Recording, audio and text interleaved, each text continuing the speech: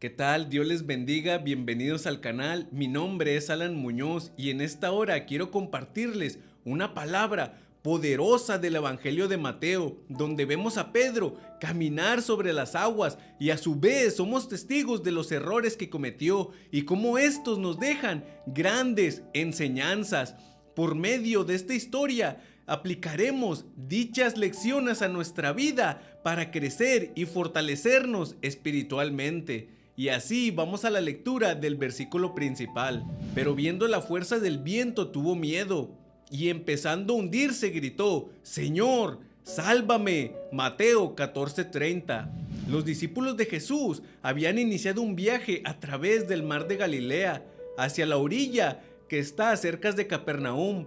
Estos se encontraban a 6 kilómetros mar adentro. Prácticamente estaban en medio del mar, ya que este mide 12 kilómetros de ancho. Tenían horas luchando contra la marea, remando contra las grandes olas, el fuerte viento, la lluvia. Todo esto golpeaba la barca y debió desanimar y cansar a los discípulos. Estaban pasando por una gran prueba y cuando todo parecía estar perdido, cuando las esperanzas empezaban a menguar, cuando su fuerza había fracasado, apareció el Salvador para ayudarlos. Y los discípulos, al ver a Jesús andar sobre el mar, se turbaron y decían: ¡es un fantasma! Y de miedo se pusieron a gritar. Pero enseguida Jesús les dijo: tengan ánimo, soy yo, no teman. Por alguna razón, Jesús esperó mucho tiempo antes de llegar y permitió que los discípulos llegaran a la necesidad extrema.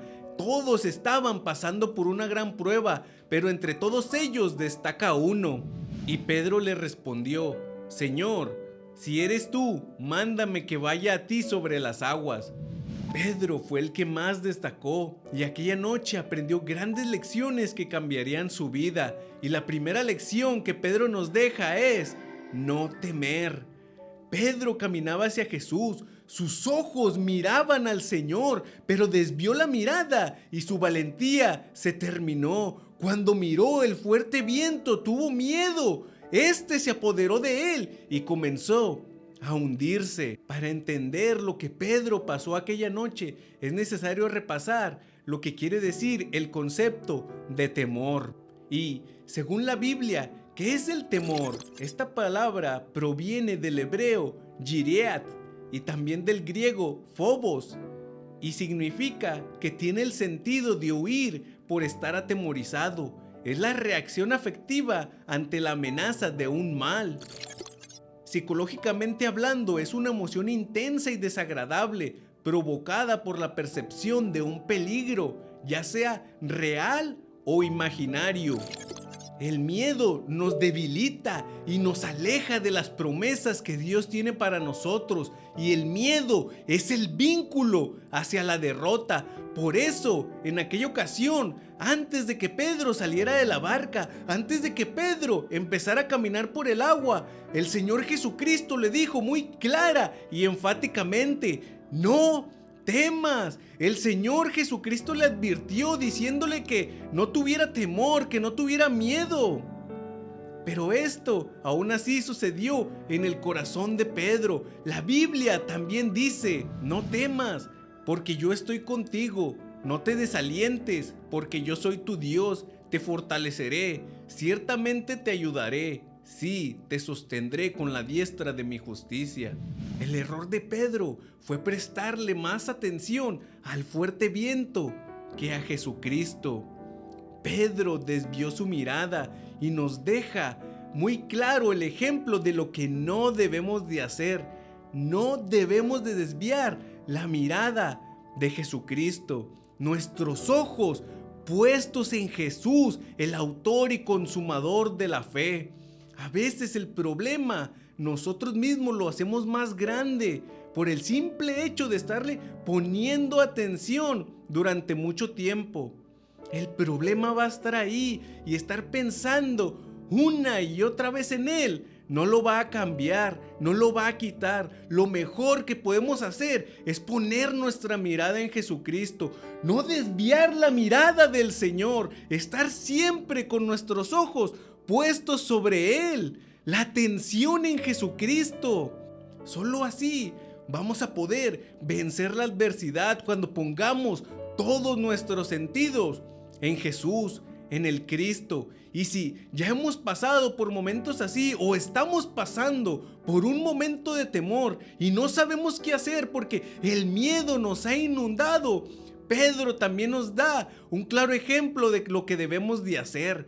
Pedro nos enseña que cuando los momentos de temor o miedo llegan a nuestra vida, hay que clamar al Señor. Cuando él empezó a hundirse, gritó: Señor, sálvame. Aunque no caminemos sobre el agua, sí caminaremos a través de situaciones adversas y complicadas. En tales situaciones es necesario que clamemos al Señor. Pedro estaba completamente desesperado y lo único que dijo fue: Adoní, Oshiana, Señor, sálvame. 2 palabras, una oración tan corta hizo la diferencia. Su clamor fue un grito de desesperación porque estaba en una situación de extrema necesidad y estaba a punto de perder su vida. Pero el Salvador, Jesucristo, estaba frente a él y no iba a dejar que su hijo, que su discípulo, pasara por un mal momento. Esto resuena con aquellos momentos de nuestra vida cuando nos sentimos abrumados por los problemas y las dificultades, como si estuviéramos a punto de ahogarnos. Por eso es que todo santo ore a ti en el tiempo en que pueda ser hallado. Ciertamente la inundación de muchas aguas no llegarán estas a él. Hay que dirigir nuestro clamor hacia Dios, reconociendo nuestra debilidad y buscando su favor divino. No importa la situación por la que estemos pasando, no importa el problema, no importa la adversidad, porque si oramos a Dios, si clamamos a Dios, si buscamos a Dios, la inundación de muchas aguas no llegará a nosotros. Después de que Pedro clamó, pasó lo siguiente. Al instante Jesús extendió la mano, lo sostuvo y le dijo: hombre de poca fe, ¿por qué dudaste? Y esto nos lleva a la segunda lección que Pedro nos deja. La lección número 2 es la poca fe. Desde la seguridad de la barca, la hazaña no parecía tan difícil, pero cuando él bajó y empezó a dar los primeros pasos sobre el agua, la situación cambió por completo. La fe de Pedro fue suficiente solamente para bajar de la barca, pero no fue lo suficientemente fuerte para atravesar el mar, para caminar sobre el agua. Vamos a repasar lo que quiere decir la fe. La fe, esta palabra proviene del hebreo emuná y del griego pistis. Significa firmeza y una firme persuasión basada en lo que se ha escuchado. Cristo no reprendió a su discípulo, solamente apeló a su débil fe, y esto también es una llamada de atención para todos nosotros.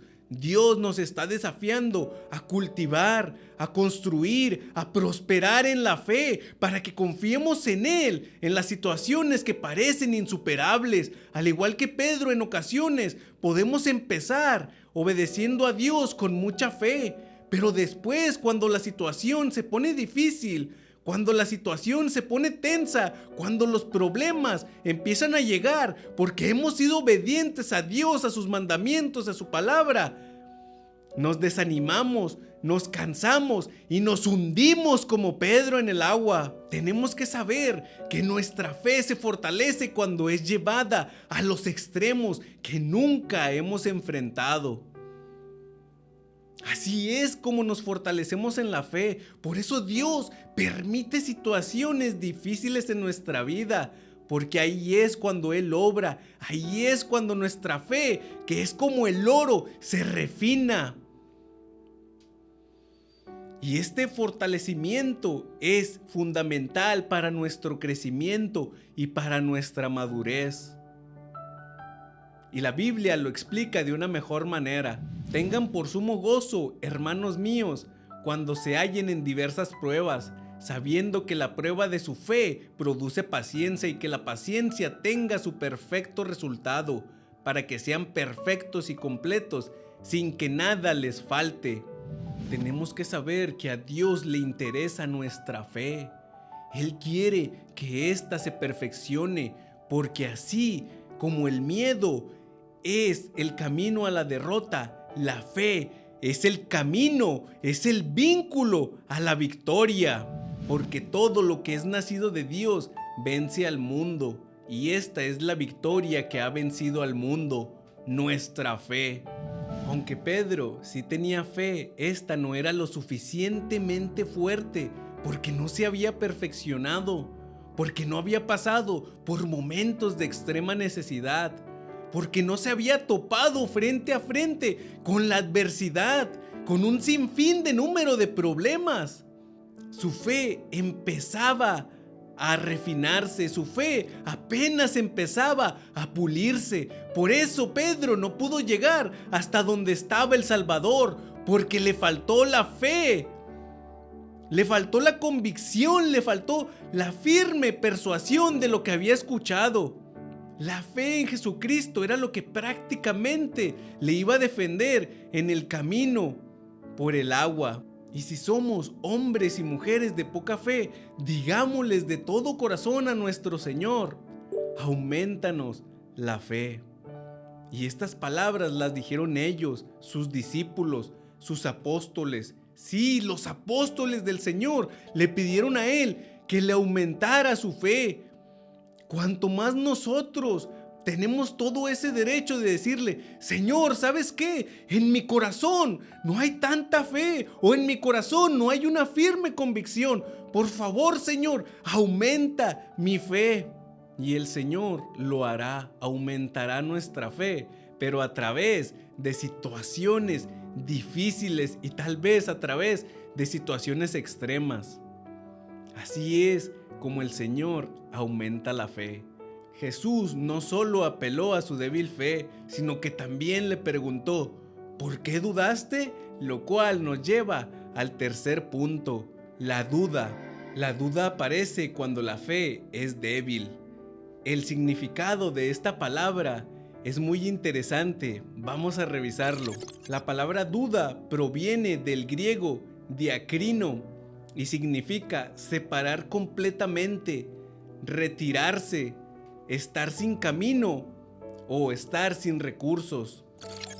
En ningún momento las promesas de Dios, las promesas del Altísimo, han dejado de cumplirse. En ninguna ocasión su poder ha dejado de manifestarse.